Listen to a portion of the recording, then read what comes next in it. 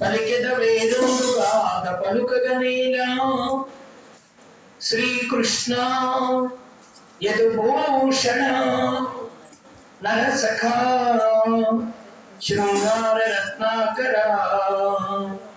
లోకద్రోహి నరేంద్ర వంశదహన లోకేశ్వర దేవప్రాణీక బ్రాహ్మణ గో గణాతి హరణ నిర్వాణ సంధాయక నీకం గుప్యద త్రుంపవే భవనసల్ నిత్యానుకంపానిధి కృష్ణాయ వాసుదేవాయ హరయే పరమాత్మనే ప్రణత క్లేశనాశాయ గోవిందాయ నమో నమః. అతి రహస్యంబైన హరిజన్మ కథనంబు మనుజుడెవడేని మాపు రేపు చాలా భక్తితోడ చదవిన సంసార దుఃఖరాశి బాసి తొలగిపోవు. ఓం శ్రీ గురుభ్యో నమః. ఓం శ్రీమాత్రే నమః. ప్రియ భగవద్బంధువులారా, సద్గురుదేవుల పరమ పరిపూర్ణమైనటువంటి అనుగ్రహంతో శ్రీ గురుదేవులు మనకు అనుగ్రహించినటువంటి ఈ 7 రోజులు సప్తాహ పుణ్యకాలంలో భాగవతం సప్తాహం అనేటువంటి ఒక కార్యక్రమంలో మనం 3వ రోజు కార్యక్రమంలోకి వచ్చేసాం. వాస్తవానికి కార్యక్రమము అంటే కాలంతో కూడుకున్నది కనుక ఈరోజు 1వ రోజు అయిపోయింది, 2వ రోజు అయిపోయింది, 3వ రోజులోకి వచ్చాం అని చెప్పుకోవాల్సి వస్తుంది. వాస్తవానికి భాగవత శ్రవణము అంటే లయమైపోయేంత వరకు వినాలి అన్నాడు. దేనిలో లయమయ్యేంత వరకు అంటే జీవుడు పరమాత్మలో లయమయ్యేంత వరకు, జీవ బ్రహ్మైక్య అనుసంధానం జరిగేంత వరకు. అది ఎప్పుడు తెలుస్తుంది అంటే సమదృష్టి కలిగి ఉండడం, దయ మనలో పెరగడం. మనకు మహాత్ములు చెప్పిన మాట ఏమిటంటే, మన కొబ్బరికాయలో లోపల పువ్వు పెరుగుతూ ఉంటుంది. మనం ఎక్కడైనా కొబ్బరికాయ కొనడానికి వెడితే కాస్త దాన్ని ఇలాగా కదిలిస్తాం, కొబ్బరికాయలో నీరుందా లేదా. ఒకవేళ లోపల పువ్వు బాగా పెరిగిపోయింది అనుకోండి, ఆ పువ్వు కాయ నిండుగా ఆక్రమించేసింది అనుకోండి, అప్పుడు మీకు నీడ శబ్దం వినపడుతుందా? వినపడదు. ఎలాగైతే భక్తి అనేటువంటి పువ్వు పెరుగుతుందో లోనుండేటువంటి రాగద్వేషాలనే నీరు కూడా ఈరిపోతూ ఉంటాయి. అంటే మనకు తెలియకుండానే అవి అంతమొందుతూ ఉంటాయి. మనం ఏం చేస్తున్నామంటే బలవంతాన్ని నిగ్రహిస్తున్నాం ఇంద్రియాన్ని. నన్ను ఎవరైనా గమనిస్తున్నారా, నన్ను ఎవరైనా చూస్తున్నారా, ఎవరైనా గమనిస్తూ ఉంటే నేను ఎలా ఉండాలి, ఎవరు గమనించకపోతే ఎలా ఉండాలి. మనం ఏదో పొరపాటుగా మాట మాట్లాడేదాం అనుకోండి, దారిని పోతున్న వాళ్ళు ఎవరో పాపం వీళ్ళు భగవద్గీత చదువుతున్నారు, వీళ్ళు ఎంత భక్తులు అనుకున్నారు ఒకప్పుడు. ఇప్పుడు మనం రోడ్డు ఎక్కి మాట్లాడకూడని మాట మాట్లాడటం వాడు విన్నారు అనుకోండి, దాన్ని మనం గమనించామనుకోండి, వెంటనే ఏమంటాం, ఏదో ఊరికే ప్రపంచంలో ఉన్నా కదా మాటలు వచ్చేస్తూ ఉంటాయని కప్పించుకుంటాం. అప్పుడు వాళ్ళు ఏమనుకుంటారు, వీళ్ళేదో భక్తులు అనుకున్నాం కానీ మాకున్న వాసనలు వీళ్ళకు కూడా ఉన్నాయి అని అనుకుంటారా? అనుకోరా? లోకం అనుకుంటుంది మనల్ని ఎవరు గమనించడం లేదేమో అనుకుంటుంది. పాపం మనం కూడా అనుకుంటాం మనల్ని ఎవరు గమనించడం లేదు. కానీ అన్నింటినీ గమనించేవాడు అక్కడ ఉన్నాడు. అతడికే చరాచర విభుడు అని పేరు పెట్టింది, లోకేశ్వరుడు అని పేరు పెట్టింది వేదం. లోకేశ్వరుడు అంటే లోకం మొత్తంలో తానుగా ఉండి, అన్ని భూతాల్లో తానుండి అన్ని చర్యల్ని గమనించేవాడు ఒకడున్నాడు. లోకేశ్వరుడు చరాచర విభుండు అని భాగవతం చెప్తుంది. అలాంటి పరమాత్మ యొక్క వైభవాన్ని మనం ఎంతవరకు గుర్తించగలుగుతున్నాం అంటే, బాగా దగ్గరుంటే గుర్తిస్తామా? చాలా మంది అంటారు, అయ్యో రమణ మహర్షులు గారు ఉన్న సమయంలో నేను గనుకుంటే, తిరువన్నామలై గనక నేను పోయి ఉంటే, రమణ మహర్షుల వారిని అట్టి పెట్టుకొని ఉండి ఉంటే నేను ఎంత జ్ఞాని అయిపోయేవాడిని ఒకలా అనుకుంటాడు. కొంతమంది అనుకుంటారు నేను బ్రహ్మం గారి సమయంలో పుట్టుంటే, నేను కూడా సిద్ధయ్య గారితో పాటు తిరిగి ఉంటే నేను కూడా అంత భక్తుడిని అయి ఉండేవాడిని కదా అనుకుంటాడు.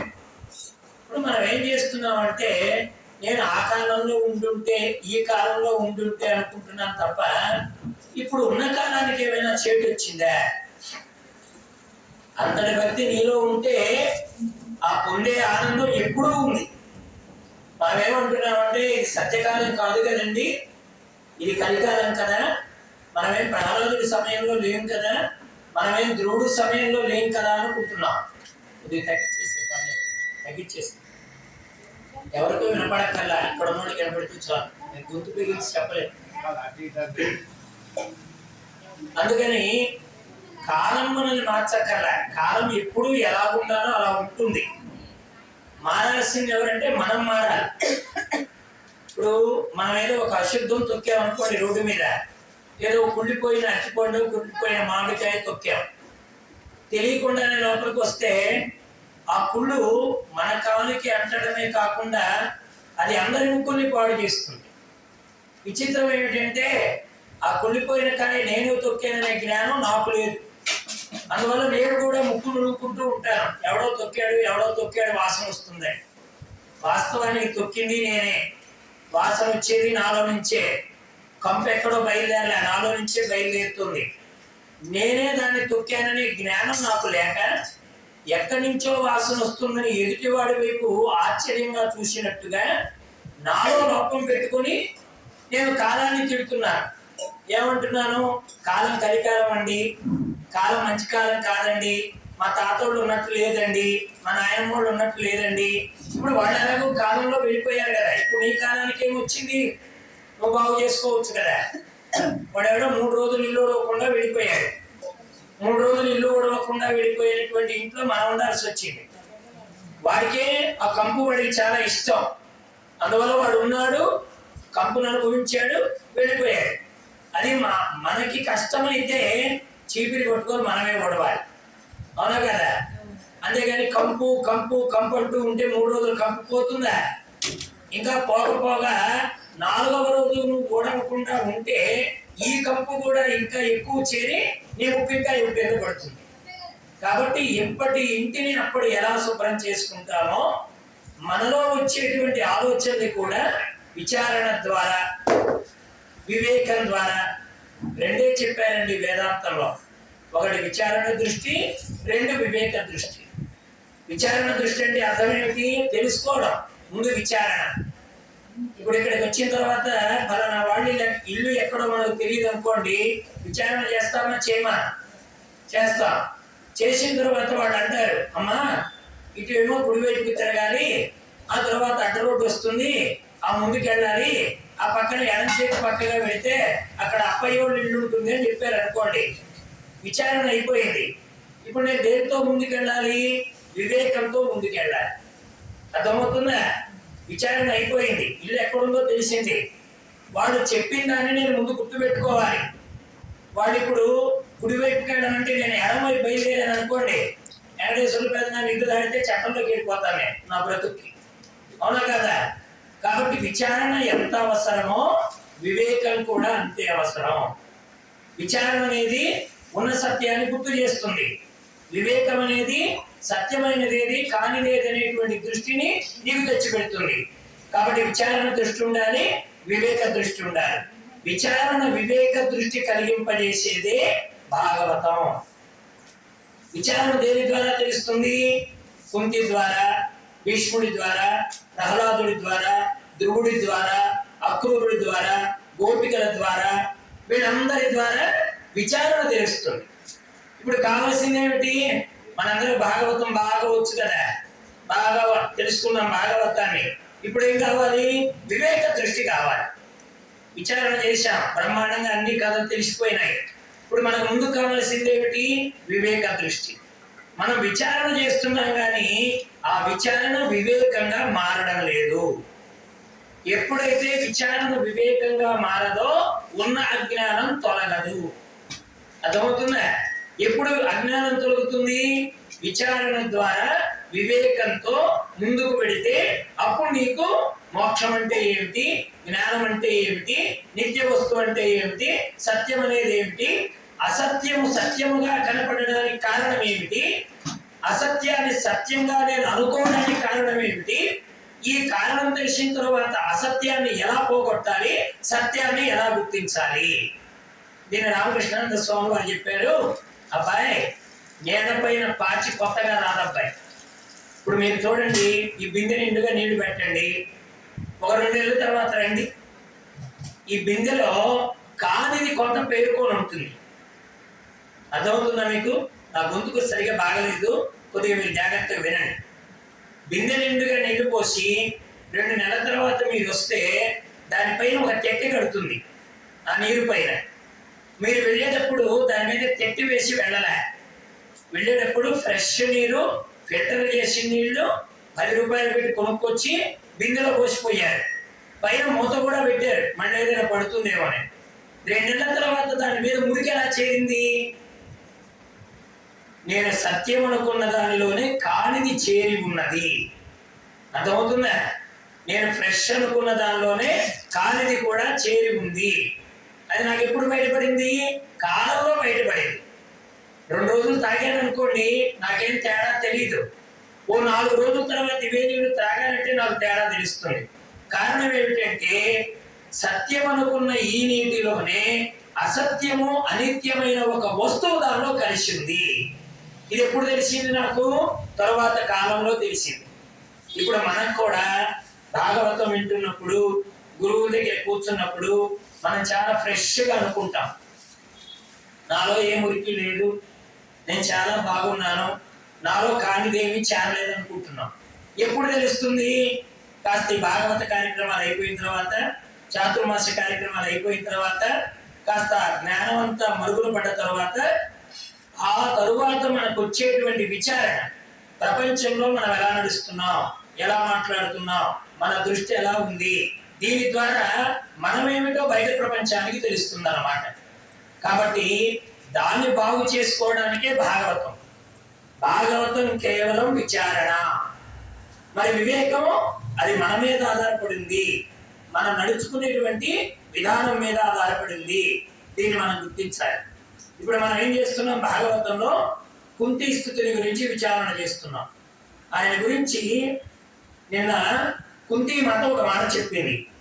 జననము ఐశ్వర్యమును ధనమును విద్యయును గల మదచ్చన్నులు అకించన గోచరుడవగు నిన్ను నుతింపలేరు నిఖిల బుధస్తుత్యా.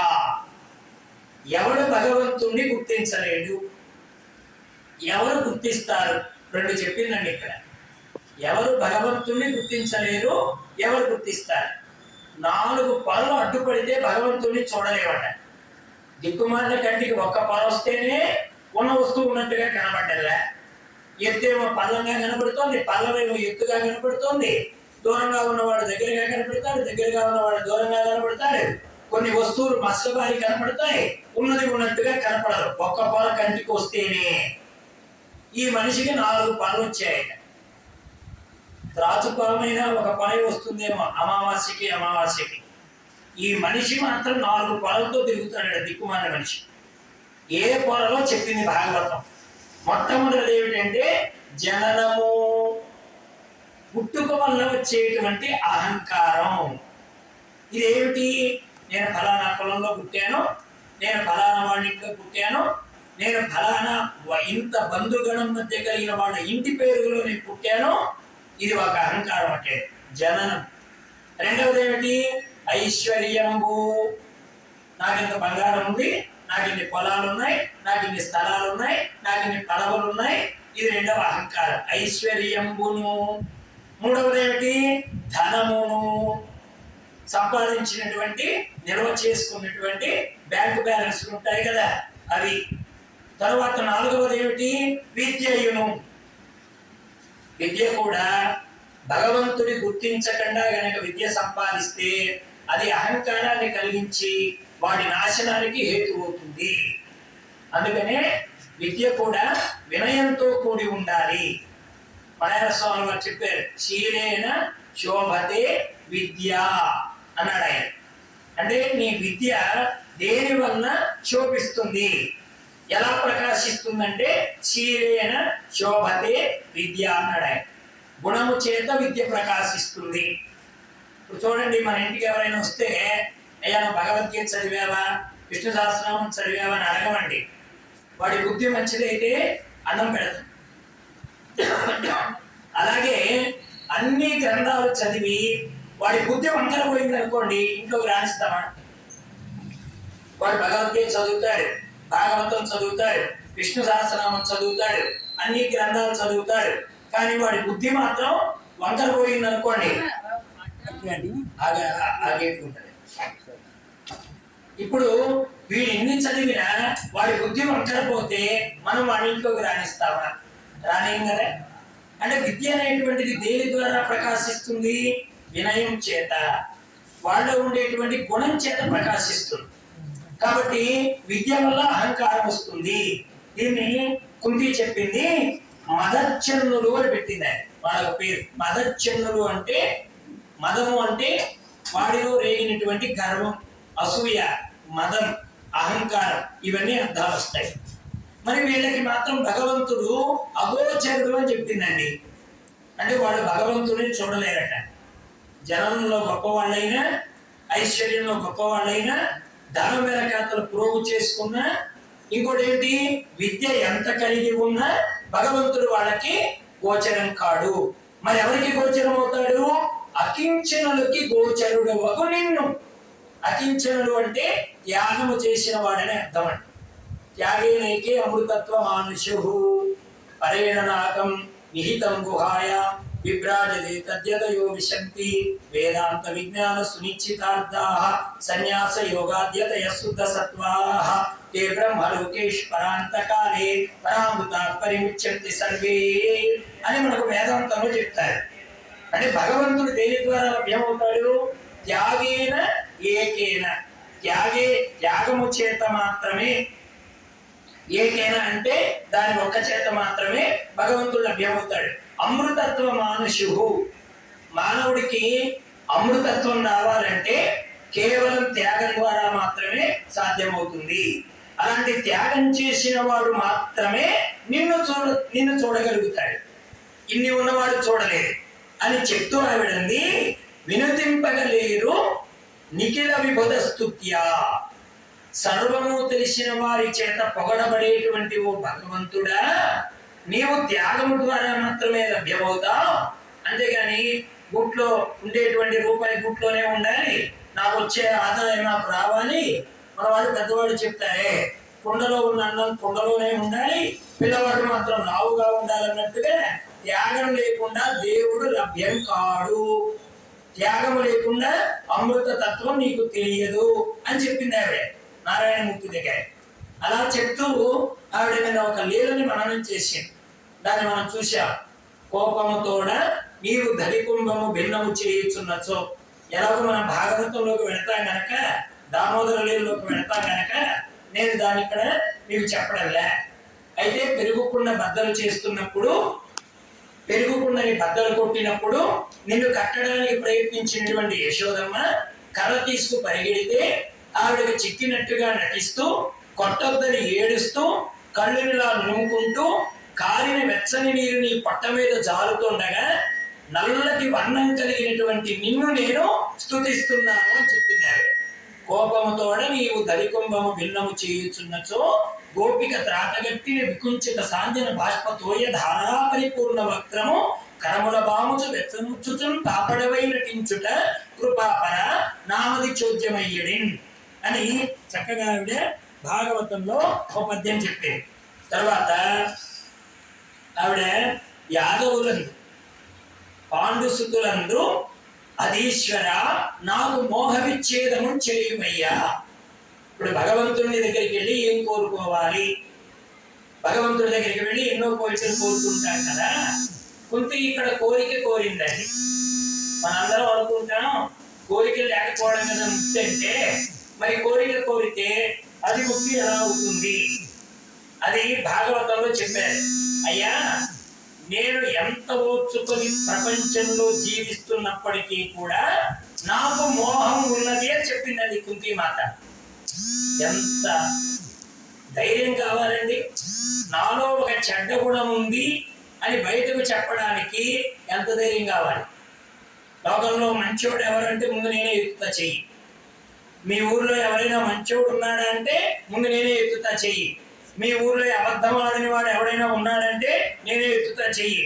మీ ఊర్లో చెప్పిన మాట మీద నిలబడేవాడు ఎవరైనా ఉన్నాడంటే నేనే ఎత్తుతా చెయ్యి. విచిత్రం ఏంటంటే అన్ని అబద్ధాలు ఆడేది నేనే, అన్ని కొంపలు ముంచేది నేనే, అన్ని అబద్ధాలకు మూలం నేనే. ఇది మాత్రం ఒప్పుకోడు. ఇది ఒప్పుకోవడానికి ఎంత ధైర్యం కావాలండి?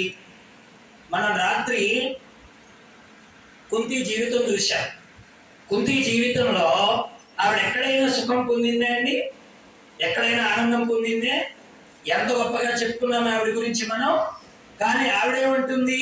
కృష్ణ, ఇంత గొప్పగా జీవితం ఉన్నప్పటికీ కూడా నాలో చిన్న మచ్చ ఉంది అని చెప్పిందండి. అందుకనే లోకం ఎంత మనల్ని పొగిడినా మనం దానికి లోపడకూడదు. ఎందుకంటే మనలో తెలియని దోషాలు, ప్రపంచానికి తెలియకుండా మన చేత చేయబడిన దోషాలు ఎరుగగలిగిన వాడు అక్కడ ఉన్నాడు. ప్రపంచానికి మన చెడ్డతనం తెలియదు అనుకోండి, మనల్ని ఎంతో ఊహించుకుంటారు. వాళ్ళు చాలా గొప్పవాళ్ళు అనుకుంటారు. మనం అనుకుంటాం నేను చేసిన తప్పు లోకానికి తెలియదు కదా, అలాంటప్పుడు నేను వాళ్ళ మెప్పు పొందితే నష్టం ఏమిటి అనిపిస్తుంది ఈ దేహానికి. కానీ ఈ దేహం చేసిన తప్పును ఎరగగలిగిన వాడు అక్కడ ఉన్నాడు. వాడి దగ్గర నిజం ఒప్పుకోవటమే నిజమైనటువంటి క్షమ. అన్నింటికంటే చిట్ట చివరిసారి పూజ అయిపోగానే క్షమాపణ ప్రార్థన చేస్తామండి. క్షమాపణ ప్రార్థనే కాదు, ఆఖరికి పూజ చేయడానికి కారణమైనటువంటి సంపద ఇవన్నీ నీవే, నీ నుంచే వచ్చాయి. అనయ ధ్యాన ఆవాహనాది సమస్త షోడశోపచార పూజాయచ భగవాన్ సర్వాత్మక శ్రీ కృష్ణ పరమాత్మ సుప్రీత సుప్రసన్న వరదో భవతు. నీళ్లు వదిలిపెడతాం. ఆఖరిలో పూజ అయిపోయిన తర్వాత అక్షంతలు తీసుకొని నీళ్లు వదిలిపెడతాం. ఎందుకు వదిలిపెడతాం? ఒక్కోసారి మన పూజ మనకే అహంకారాన్ని తెస్తుంది. ఎలాగా? నేను కట్టిన దండ చూడు ఎంత బాగుందో, కృష్ణుడు చూడు ఎలా మెరిసిపోతున్నాడో, నేను తెచ్చినటువంటి ఇవాళ పదార్థాలు చూడు ఎంత బాగా కుదిరాయో. ఇవన్నీ మనలో మనకు తెలియకుండా కలిగేటువంటి అహంకారం. మంచి పనే, పూలదండ కట్టడం మంచి పనే, ఏదైనా ప్రసాదం తీసుకురావడం మంచి పనే. కానీ దానిలో అహంకారం ఎలా వస్తుందంటే నేను కట్టిన దండ బాగుంది, నేను చేసిన ప్రసాదం బాగుంది అనే ఒక అహంకారం తెలియకుండానే వస్తుంది. దాన్ని కూడా తీసేసుకునేదే ప్రార్థన అంటే. ప్రకృష్టముగా అర్థించడం ప్రార్థన అండి. లోకంలో ప్రార్థన అంటే అర్థం ఏంటంటే అంటే ప్రకృష్టముగా అంటే విశేషముగా, అర్థించడం అంటే అర్థం ఏమిటండి? వేడుకోవడం అంటే భగవంతుడి దగ్గర జోలి చాచి అడుక్కోవడం అండి. ఇంకా చెప్పాలంటే అనుచు లోలోన సకలేంద్రియములు నిన్ను కొలువా. భాగవతంలో చెప్పారు, అయ్యా సకల ఇంద్రియాలతో నీ సేవ చేసేటువంటి భాగ్యాన్ని నాకు ప్రసాదించు అని పరమాత్మని వేడుకోవడం అన్నమాట. అందుకని ఆవిడేమంటుంది? నాలో లోపం ఉంది. ఏమిటా లోపం? యాదవులందు పాండు సుతులందు మోహవిచ్ఛేదము చేయుమయ్యా. కృష్ణ, నీకు మాత్రమే తెలిసింది, ప్రపంచానికి తెలియంది, నా ఉన్నతికి అడ్డుపడేది, జన్మకు కారణమయ్యేది ఒకటి ఉంది అన్నదండి కుంతి. ఏమిటది? మోహం. మోహమే మరలా జన్మకు కారణం. అందుకనే మోహక్షయమే మోక్షము అన్నారే. మోహము అంటే కొంతమంది అంటారు, నాకు ధనం మీద లేదండి, నాకు నా పిల్లల మీద లేదండి, నాకు వస్తువుల మీద లేదండి అని చెప్పని ఏదో ఒక దాని మీద వ్యామోహం కలిగిస్తుందండి. జయించాము అనడానికి లేదు ప్రపంచంలో. నేను పూర్తిగా గెలిచేశాను, ఇక నేను ఎక్కడా ఓడిపోను, నేను ఎక్కడా లొంగిపోను అని అనుకోవడానికి వీలేదు. అన్ని విడిచిపెట్టినటువంటి భరతుడే లేడి దగ్గర మోహపడ్డాడు. వచ్చిందా లేదా మోహం? ఇప్పుడు భరతుడి కంటే ఎక్కువ మనం. ఆయనన్నా ఇల్లు వదిలిపెట్టిపోయాడు, రాజ్యం వదిలిపెట్టాడు, భార్యను వదిలిపెట్టాడు, సైన్యాన్ని వదిలిపెట్టాడు, ధనాగారాన్ని వదిలిపెట్టాడు, ఇన్నింటిని వదిలిపెట్టి అడవికి పోయాడు, గండకీన దగ్గరికి పోయాడు, కులహాస్యం దగ్గరికి పోయాడు, నారాయణమూర్తి పూజ చేశాడు, దేని మీద భ్రాంతి పెట్టుకోలేదు, ఇక జయించేశాడు అనుకున్నాడు, మోక్షం వచ్చింది అనుకున్నాడు. ఈ లోపల లేడి వచ్చి పడింది అక్కడ. ఆఖరి క్షణంలో కూడా మోహము ఏ రూపంలో మనల్ని మోసపుచ్చుతుందో తెలియదు. గెలిచాననుకోవడానికి అవకాశమే లేదు. ఇప్పుడు మనం కొద్దిగా మారగానే కాళ్ళు ఎగరేస్తున్నాం, నాలో చాలా మార్పు వచ్చింది, నేను చాలా మారిపోయాను, ఇక నాకు పుష్పాభిమానం వచ్చేస్తుంది, నేను పూల రథంలో వెళ్ళిపోతాను అనుకుంటున్నాం. అవునా కాదా? ఇది కొద్దిగా భజన చేయగానే, ఏదో నా పుట్టి వాడు 4 మాటలు చెప్పుకోగానే వస్తుంది అహంకారం, తప్పకుండా వస్తుంది. ఈ అహంకారం వచ్చినప్పుడు మీరు భాగవతం తీయండి. ఒకసారి మీ అహంకారం భాగవతంలో కనబడుతుంది. ఎందుకంటే మన అహంకరించిన వాడు భాగవతంలో ఉన్నాడు. వాడు గతి ఏమైందనేది తెలుసుకుంటే రేపు మన గతి ఏమైతుందనేది తెలుస్తుంది. అవునా కదా? అందుకని యాదవులందు పాండుసుతులందు అధీశ్వర, అధీశ్వర అని పిలిచిందండి. అధీశ్వర అంటే అర్థం ఏమిటి? ఇప్పుడు ఈ కుర్చీ మీద నేను కూర్చున్నాను, నేను దీని మీద ఆసీనునై ఉన్నాను అంటే ఇది నాకు గౌరవం. అలాగే ఇంకొక అతను వచ్చాడు అనుకోండి, ఆయనకి ఇంకొక ఉన్నతాసనం వేస్తే అది ఆయన గౌరవం. ఇప్పుడు ఈ గౌరవాలన్నీ ఎప్పటి వరకు ఉంటాయి ప్రపంచంలో చెప్పండి? దేహంలో చైతన్యం ఉన్నంత వరకు ఉంటాయి. చైతన్యం వెళ్ళిపోయిన తర్వాత ఈ గౌరవాలు ఉంటాయా? ఎంత ప్రేమించే శరీరమైనా, ఎంత ప్రేమగా చూసుకున్న శరీరమైనా దానికి ఒక అవస్థ ఉంటుంది కనుక దాన్ని మనం ఊరవతలు పంపించేయాల్సిందే. ఒకవేళ మనకు ప్రీతి కలిగి నేను ఇంట్లో ఉంచుకుంటానంటే అది నీకు ప్రియమేమో కానీ ఊరు ఒప్పుకోదు. ఒకవేళ మా నాన్న అంటే నాకు ఇష్టం, మా తాత అంటే నాకు ఇష్టం, మా తాత చనిపోయాడు, మా తాత చనిపోయిన తర్వాత నేను ఇంట్లోనే పెట్టుకుంటాను, నా ఇంట్లోనే నేను పూడ్చుకుంటాను అన్నావు అనుకో, ముందు ఊరు ఒప్పుకోదు. వాళ్ళందరూ వచ్చి ఇంటి ముందు పంచాయతీ పెడతారు. ఇదేమైనా ఊరు అనుకున్నావా, శ్మశానం అనుకున్నావా? అవసరమైతే నీ మంచం తీసుకెళ్ళి మీ తాత దగ్గర వేసుకుని పడుకో అన్న ప్రేమ ఉంటే. అంతేగాని మీ తాతను ఇక్కడ పెట్టడానికి వీల్లేదు అంటారా? అందరా నీ తాతను తీసుకెళ్ళి అక్కడ కూర్చుకొని నీకు అంత ప్రేమ ఉంటే నీ మంచం తీసుకెళ్ళి అక్కడ వేసుకొని అక్కడ నువ్వు పడుకో. కానీ ఇక్కడ మీ తాతను పెట్టి నువ్వు వాళ్ళ దగ్గర పడుకోవడానికి వీల్లేదు.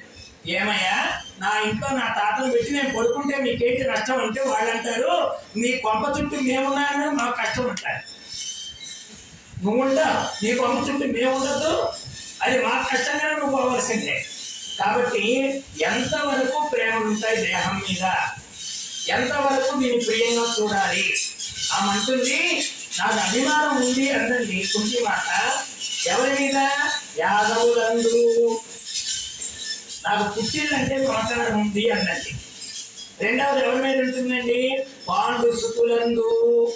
తర్వాత కొడుకులు కాబట్టి, నేను కన్నాను కాబట్టి తల్లికి మమకారం ఉంటుంది కనుక నాకు వీళ్ళ మీద మోహం ఉంది. అందుకని అధీశ్వర, సమర్థుడైన వాడైతేనే దాన్ని తెంచగలడు. అర్థమైందా? లోకంలో తల్లి పని చేసుకునేటప్పుడు పిల్లాన్ని మంచానికి కట్టేస్తున్నాయి. మంచానికి ఉండే తాడు ఎంత ఉంటుందండి? ఏ సైజులో ఉంటుంది? ఏమండి, ఏమంటారు దాన్ని? నొలక, నొలక కొస అంటారు. దాన్ని ముడేసి పిల్లాన్ని కడుతుంది తల్లి. బాగా బలమైన వాడికి ఆ పిల్లాడు తాడు రాకుంటుంటే వాడికి ఏమనిపిస్తుందంటే, ఏమిటి పిల్లాడు అలా గించుకుంటున్నాడు, ఇంత తాడును వాడు తెచ్చుకోలేకపోతున్నాడే అని ఒకడు వచ్చి ఇలా మెలిపెట్టి లాగేస్తాడండి. అంటే వీడికి ఆ తాడు ఎంత తెంపగలిగిన వాడికి సులువు, దాని నుంచి విడవడలేని వాడికి కష్టం. ఆ పిల్లాడు తాడు లాక్కుని ఏడుస్తాడు, అక్కడే పొరులుతాడు. అవునా కదా? అలాగే మనకు కూడా మోహం అనేటువంటి సంఖ్యలు ఉన్నాయి. ఈ సంఖ్యల తెంపగలిగిన వాడికి అప్పచెప్పాలి. లోకంలో సమర్థుడికి పని అప్పచెప్తే గుండెల మీద చేసుకుని నిద్రపోవచ్చాడు. అసమర్థుడికి పని అప్పచెప్పామనుకో, అసమర్థుడికి పని అప్పచెప్తే వాడి వెనకాల మనం పోవాలి. లోకంలో ముద్దబ్బాయి అంటాడే, ఎవరైనా ఉత్తరం చదువుతావా అంటే చదువుతాను కానీ కాళ్ళు నిప్పండి అన్నాడు. చదవడానికి కాళ్ళు నిప్పిందంటే ఆ చదవడానికి నేనే పోవాలండి మళ్ళాను, ఎందుకంటే నేను రాసింది నాకే తెలుస్తుంది కనుక. అలాగే సమర్థుడికి పని అప్పచెప్తే హాయిగా పడుకోవచ్చు. అసమర్థుడికి పని అప్పచెప్పామనుకోండి, వాడి వెనకాల మనం ఉండి చెయ్యాలి. అప్పుడు మనకేమనిపిస్తుందంటే, ఆ పని ఏదో నేను చేసుకుంటాను నాయన, నువ్వు కూర్చో అంటాడు. ఓడవని చేతను కానీ వాడికి చీపురు ఇస్తే చేతైన వాడు వెనకాల ఉండాలి. ఎందుకంటే వాడు ఊడ్చినంతసేపు వీడు వెనకాల ఉండాలి. వాడు ఊడ్చిన తర్వాత ఏదైనా కొరవ వదిలిపెట్టాడు అనుకోండి, దాన్ని మళ్ళీ వీడు చీపురు పెట్టుకొని ఓడవాలి. ఇప్పుడు 2 పనులు అవుతాయి. వాడు వెనక తిరిగింది ఒక పని, వాడు వదిలి వీడు ఊడ్చింది ఒక పని. ఇప్పుడు 2 పనులు అయ్యాయా లేదా? సమయం దండుగా అయిందా లేదా? అదే సమర్థుడు చీపిరి పెట్టుకున్నాడు అనుకోండి, సమయం వృధా కాదు, పని పూర్తవుతుంది. అలాగే మన మోహం అనే సంఖ్యలు తెగాలి అంటే సమర్థుడైన వాడికి పని అప్పచెప్పాలి. కుంతి కూడా సమర్థుడికి పని అప్పచెప్పింది.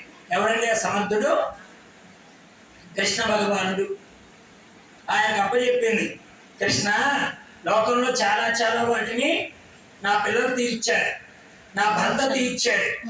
నా భర్త తీరవలేనిది, నా పిల్లలు తీరవలేనిది ఒకటి ఉంది. ఏంటండి? మీ భర్త తీరవనిది, మీ పిల్లలు తీరవనిది ఏమిటంటే మోహం అనే సంఖ్యల తెంచడం. ఈ సంఖ్యలు తెంచడం కట్టుకున్న భర్త తెంచలేడు, కడుపును పుట్టిన పిల్లలు తెంచలేడు. ఎవడు తెంచగలడు? అసలు ఈ ప్రపంచానికి అధీశ్వరుడైన వాడు ఒకడు ఉన్నాడు. అందుకని కుంతి మాత ఏం చెప్పింది? అధీశ్వర అంటే ప్రపంచం మొత్తానికి అధిపతి అయిన వాడా, ఈశ్వర.